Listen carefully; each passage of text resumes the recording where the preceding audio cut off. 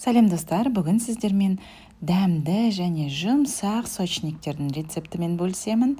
Менің каналыма тіркеліп кетуіңізді сұраймын, және де басқа да рецепттерді каналымнан көре аласыздар. Сочник пісіруге қажетті тағамдардың мөлшерін описаниеда, видеоның астында толықтай жазылып көрсетіп кеттім. Алдымен қаймақтан бастаймыз. 15-20% болуы қажет. Оның үстіне қант қосамыз, содан соң шым-шым тұз қосамыз, және де 1 шай қасық ваниль секерін немесе ванилин қосуыңызға болады. Содан соң 1 жұмыртқаны жарып қосатын боламыз. Келесі кезекте бәрін жақсылап араластырамыз, бірігіп қою консистенция болуы қажет.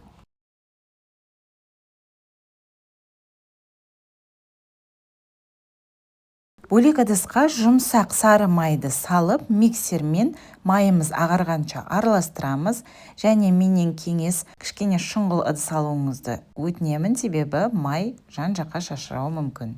Сары майымызды ағарғанша араластырып болғаннан соң, жұмыртқадан жасаған сұйықтығымызды үстінен құямыз. Келесі сұйықтығымыз біріккенше миксермен араластыратын боламыз. Мінекей осындай консистенция болуы қажет. Келесі ұнымызды аламыз, оның үстінен сода қосып араластырып жібереміз, және де осының үстінен сұйық массамызды қосып, жақсылап араластырып, қамыр илейтін боламыз.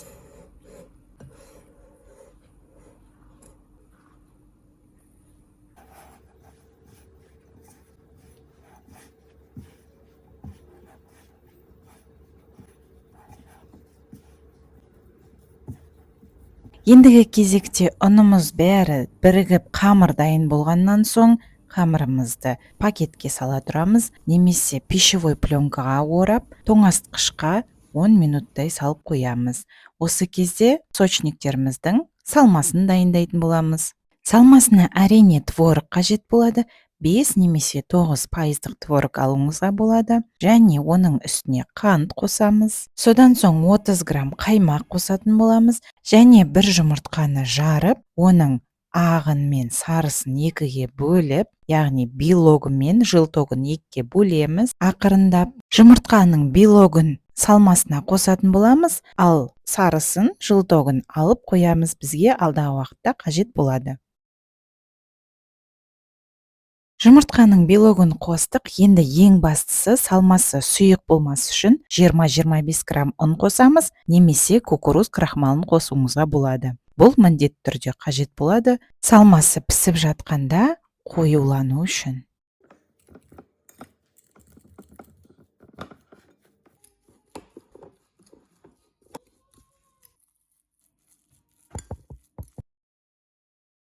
Салмасы дайын болды. Ендігі кезекте қамырымызды тоңазытқыштан шығарамыз, илейтін жерімізге кішкене ұн сеуіп жібереміз, және де оқтауымызбен дөңгелекше қылып қамырды илейтін боламыз. Қамырдың биіктігі шамамен 5-6 мм болу қажет.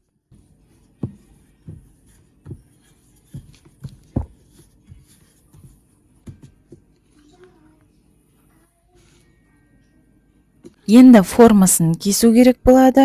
Ол үшін дөңгелекше ыдыс алып, осылай үстінен басып шығуыңызға болады.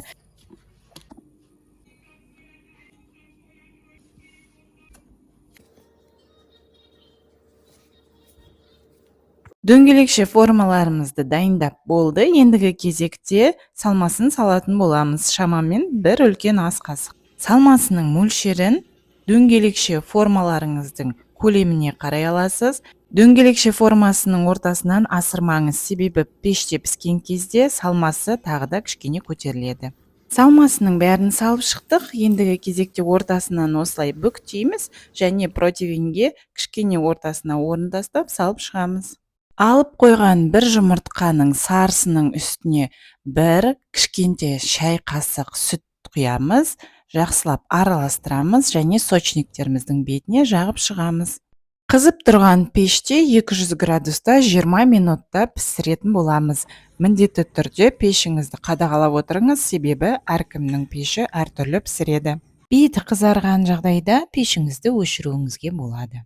Мінекей дәмді сочниктеріміз дайын болды. Достар, каналымнан тағы да көптеген булочкалардың, тіске басарлардың рецепттерін көре аласыздар. Міндетті түрде тіркеліп, лайк басып, комментарий, пікірлеріңізді жазып кетулеріңізді сұраймын. Қарағандарыңызға көп рахмет. Жақындарыңызды осындай дәмді тағамдармен қуанта беріңіздер. Астарыңыз дәмді болсын. Сау болыңыздар.